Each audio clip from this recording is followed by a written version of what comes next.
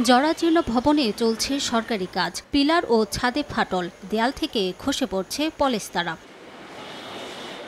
বাগেরহাট পৌরসভার পুরাতন বাজার এলাকায় ভূমি বিভাগের সদর উপজেলার সহকারী কমিশনার কার্যালয় ও সদর ইউনিয়ন ভূমি অফিসের দুটি ভবন। অবকাঠামোর বেহাল দশায় চাহিদা অনুযায়ী সেবা দিতে পারছেন না কর্মকর্তা কর্মচারীরা। বর্ষায় দেয়াল ও ছাদ দিয়ে পানি পড়ে আসবাবপত্র ও প্রয়োজনীয় নথিপত্র নষ্ট হচ্ছে। কক্ষ সংকটে বসতেও পারছেন না কর্মচারী ও সেবা প্রত্যাশীরা। ঝুঁকি নিয়ে চলছে 9 ধরনের সেবা প্রদান।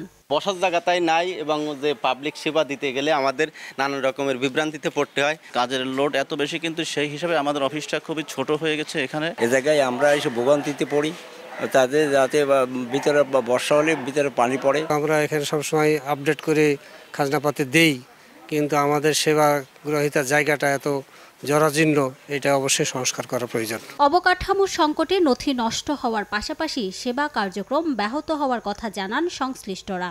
আমাদের নিজেরই আসলে কোনো কাগজপত্র রাখা, কোনো একটা র্যাক রাখা, কোনো কিছু রাখা, উপরে রেকর্ড রুমের অবস্থাও খুবই খারাপ, যেখানে পানি পড়ে অধিকাংশ কাগজপত্র নষ্ট হয়ে যায়। তবে নতুন ভবন নির্মাণে মন্ত্রণালয়ে লিখিতভাবে জানানো হয়েছে বলে জানান উপজেলা নির্বাহী কর্মকর্তা।